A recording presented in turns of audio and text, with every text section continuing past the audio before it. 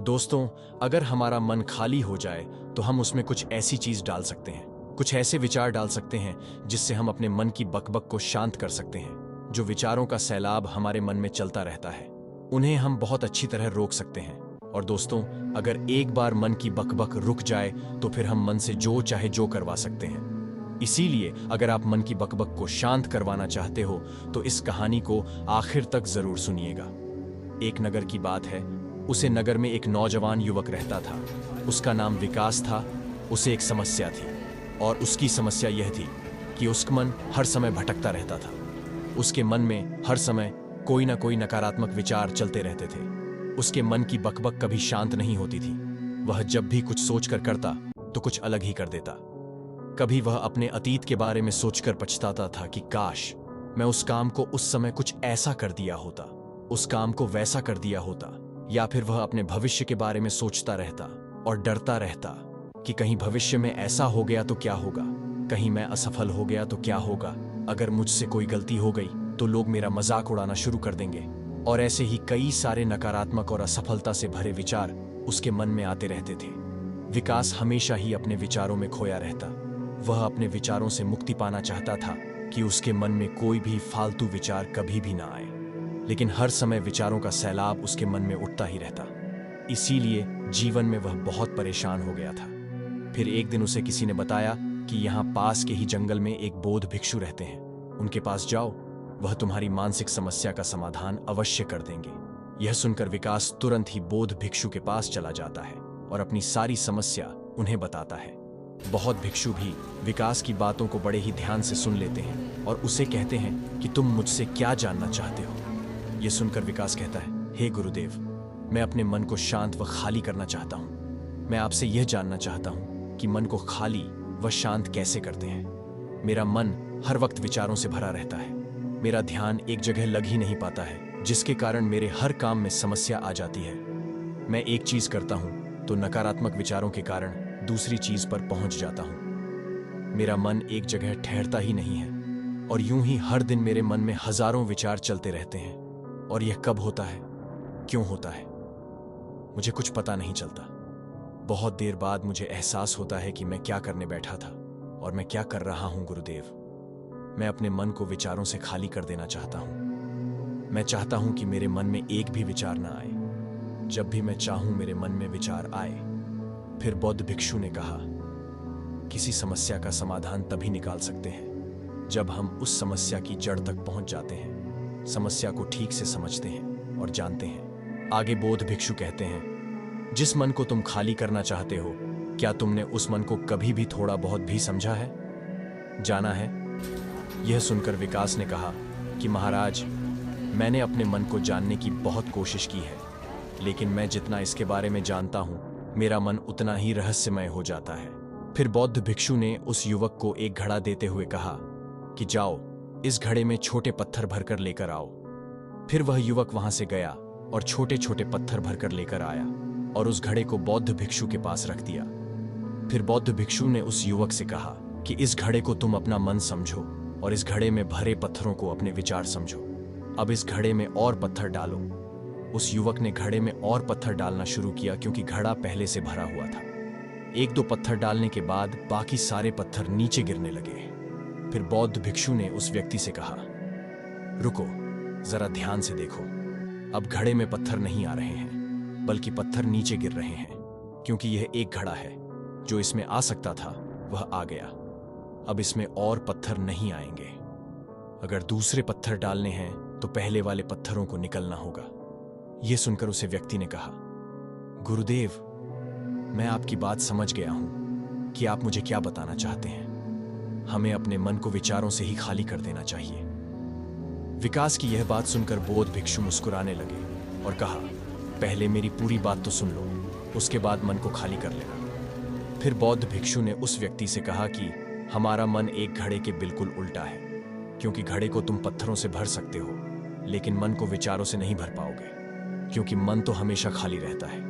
यह सुनकर उस व्यक्ति ने कहा, गुरुदेव, मुझे आपकी बातें कुछ समझ नहीं आ रही है। मन अगर खाली रहता है तो फिर हम उसे खाली करना क्यों चाहते हैं? फिर मन को खाली करने की क्या ही आवश्यकता है? फिर बौद्ध भिक्षु ने उससे कहा कि इस घड़े से एक एक करके पत्थरों को बाहर निकालो। विकास ने वैसा ही किया। वह पूरे पत्थरों को एक एक करके बाहर निकलता रहा और ऐसा करते करते अंततः घड़ा खाली हो गया। फिर बौद्ध भिक्षु ने उस व्यक्ति से कहा, देखा तुमने, जब एक एक करके पत्थरों को बाहर निकाला तो यह घड़ा खाली हो गया। अब तुम इस घड़े में कोई भी पत्थर डाल सकते हो, दूसरे पत्थर डाल सकते हो या फिर उन्हीं पत्थरों को दोबारा डाल सकते हो, आधा भर सकते हो या फिर पूरा भी भर सकते हो। फिर वह व्यक्ति कहता है, गुरुदेव, मैं भी तो यही कह रहा हूं कि मुझे अपने मन को खाली करना है। यह तो एक पत्थर है, इसे आसानी से निकाला जा सकता है और घड़े को खाली किया जा सकता है। लेकिन गुरुदेव, मैं अपने मन को खाली कैसे करूं? फिर बौद्ध भिक्षु ने कहा, इस घड़े में एक पत्थर डालो और दो पत्थर निकालो। यह सुनकर उस युवक ने कहा, गुरुदेव, यह कैसे हो सकता है? जब इस घड़े में एक पत्थर होगा तो एक ही पत्थर निकलेगा, दो कैसे निकलेंगे? फिर बौद्ध भिक्षु ने उससे कहा, ऐसा नहीं हो सकता है तो ऐसा ही करो, इस घड़े में दो पत्थर डालो और चार निकालो। विकास ने कहा, महाराज, ऐसा कैसे हो सकता है? यह कोई चमत्कारिक घड़ा तो है नहीं कि एक डालो तो दो निकल आएंगे, दो डालो तो चार निकल आएंगे। यह सुनकर बौद्ध भिक्षु ने कहा, यह घड़ा तो चमत्कारिक नहीं है, लेकिन तुम्हारा मन तो चमत्कारिक है। उसमें से अगर तुम एक विचार बाहर निकलते हो तो उसमें से दो विचार आते हैं, और जब तुम उन दो विचारों को पकड़ते हो तो उसके साथ चार विचार निकलते हैं, और फिर ऐसा करते करते विचारों की एक लंबी श्रृंखला बन जाती है, और फिर तुम कहीं नहीं रुकते, एक के बाद एक विचारों को पकड़ते जाते हो। यह मिट्टी का घड़ा तो पत्थरों से भर जाएगा, लेकिन तुम्हारा मन कभी नहीं भरता। वह हमेशा खाली है, लेकिन वह खाली नहीं करता। यह इस मन की माया है कि सब कुछ है, लेकिन फिर भी कुछ नहीं। फिर उस युवक ने कहा, गुरुदेव, मैं आपकी बात समझ रहा हूं, लेकिन क्या मैं हमेशा अपने विचारों के जाल में ही फंसा रहूंगा? क्या मन के इस माया जाल से निकलने का कोई रास्ता नहीं है? फिर बौद्ध भिक्षु ने कहा, इस मिट्टी के घड़े में आधे पत्थर भर दो। फिर उस युवक ने ऐसा ही किया।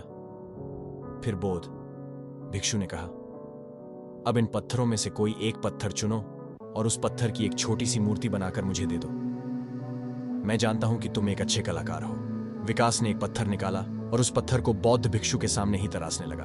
पत्थर को तराशते वक्त उसे लगा कि यह पत्थर अच्छा नहीं है। फिर उसने दूसरा पत्थर घड़े से निकाला, लेकिन उसे वह पत्थर भी पसंद नहीं आया। फिर उसने तीसरा पत्थर निकला, लेकिन वह तीसरा पत्थर भी उसे पसंद नहीं आया, उसका रंग अच्छा नहीं था। ऐसा करते करते उस युवक ने सारे ही पत्थरों को बाहर निकाल दिया। उस व्यक्ति को ऐसा करते हुए बौद्ध भिक्षु बड़े ही ध्यान से देख रहे थे। फिर बौद्ध भिक्षु ने उससे कहा कि जो तुमने सबसे पहले पत्थर निकला था, उस पत्थर को यह समझकर तराशोगी, इसके बाद तुम्हारे पास कोई और पत्थर नहीं है और यह एक ही पत्थर तुम्हारे पास है। फिर उस व्यक्ति ने, जैसा गुरुदेव ने कहा, इस एक पत्थर को लेकर तराशना शुरू किया और उसने उस पत्थर से एक बहुत ही सुंदर मूर्ति बनाई और बौद्ध भिक्षु को भेंट की। और बौद्ध भिक्षु से कहा, गुरुदेव, इस पत्थर से इतनी सुंदर मूर्ति बन सकती थी, मैं ये सोच भी नहीं सकता था। उस युवक की बात सुनकर बौद्ध भिक्षु ने कहा कि जब तुम्हारे पास और कोई दूसरा विकल्प नहीं होता है, तब हम उस विकल्प में ही संपूर्ण ऊर्जा लगाते हैं और उसी को सबसे बेहतर बनाते हैं। और जब हमारे पास कई सारे विकल्प होते हैं तो हम पत्थर चुनते भी नहीं और मूर्ति बनती भी नहीं। हमारा मन भी एक विचार के पीछे हजारों विकल्प खोल के रख देता है और एक मुख्य विचार को छोड़कर उन हजारों फालतू के विचारों में उलझकर हम रह जाते हैं। फिर उस व्यक्ति ने कहा, गुरुदेव, मैं आपकी बातों को बहुत अच्छे से समझ गया हूं, लेकिन अब मुझे क्या करना चाहिए? कृपया आप मेरा मार्गदर्शन करें। बौद्ध भिक्षु ने उस युवक से कहा कि मन को खाली करना, साफ करना 1-2 दिन का काम नहीं है, यह बहुत लंबी प्रक्रिया है। तो क्या तुम इसके लिए तैयार हो? वह युवक कहता है, जी गुरुदेव, तैयार हूं, चाहे कितनी भी लंबी प्रक्रिया क्यों ना हो। फिर बौद्ध भिक्षु ने उस व्यक्ति से कहा कि मन को नकारात्मक विचारों से दूर रखने के 6 तरीके हैं। आओ उन्हें एक एक करके समझते हैं। पहला तरीका है कि ऐसे लोगों का साथ छोड़ दो जो तुम्हें कमजोर, पिछड़ा हुआ, लक्ष्यहीन महसूस कारण। अक्सर हमारे आसपास ऐसे लोग होते ही हैं जो हमसे पद और धन में ऊपर होते हैं, और इसी पद और धन के घमंड में वह अपने से नीचे लोगों को कुछ भी नहीं समझते। इसीलिए ऐसे लोगों के पास रहना ही नहीं चाहिए। और ऐसे लोग अपने से छोटे लोगों को हमेशा यही महसूस कराते हैं कि आप कितने छोटे हैं, और इसीलिए वह छोटे लोग अपने जीवन में कुछ बड़ा हासिल कर ही नहीं सकते।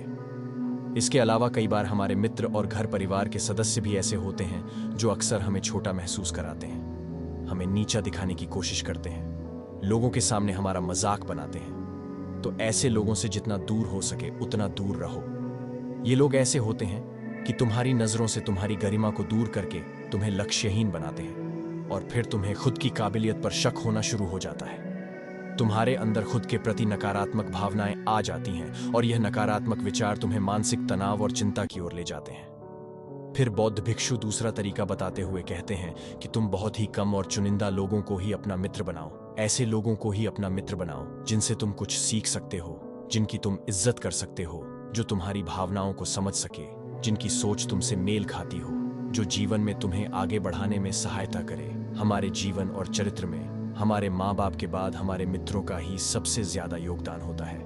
इसीलिए मित्रों का सही होना भी बहुत आवश्यक है। ऐसा कहा भी जाता है, तुम उन 5 लोगों का प्रतिबिंब हो जिनके साथ तुम सबसे ज्यादा वक्त बिताते हो। अगर तुम्हारे आसपास के 5 लोग जिनके साथ तुम सबसे ज्यादा वक्त बिताते हो वह ईमानदार हैं, तो तुम भी धीरे धीरे ईमानदार होना शुरू कर दोगे। और अगर वह 5 लोग अमीर हैं, तो तुम भी धीरे धीरे अमीर बनना शुरू कर देते हो। खाने का अर्थ यह है जिस तरह के लोगों के साथ तुम अपना समय व्यतीत करते हो। किसी महान दार्शनिक ने कहा था कि तुम मुझे किसी भी इंसान के मित्रों से मिलवा दो, मैं उसके मित्रों को देखकर उसे इंसान का भविष्य बता दूंगा। हमारी सबसे बड़ी समस्या यह है कि हम लोगों को ना नहीं बोल पाते हैं। जिन लोगों के साथ हम रहना पसंद भी नहीं करते हैं, ना चाहते हुए भी हमें उन नकारात्मक लोगों के साथ वक्त बिताना पड़ता है। इसीलिए सबसे पहले हमें उन लोगों को ना कहना आना चाहिए जिनके साथ रहकर हमें लगता है यह हमारी जिंदगी खराब कर रहे हैं। अगर यह हमारी जिंदगी में ना हो तो शायद हम ज्यादा खुश रहेंगे। बौद्ध भिक्षु आगे कहते हैं, तीसरा तरीका है कि तुम कभी भी अपना अतीत नहीं बदल सकते, लेकिन तुम अपना भविष्य अवश्य बदल सकते हो। इसीलिए तुम्हें पूरी तरह से वर्तमान में रहते हुए चीजों पर, उन कामों पर ध्यान दो जो तुम्हारे नियंत्रण में है, जिन्हें तुम आज कर सकते हो, अभी कर सकते हो।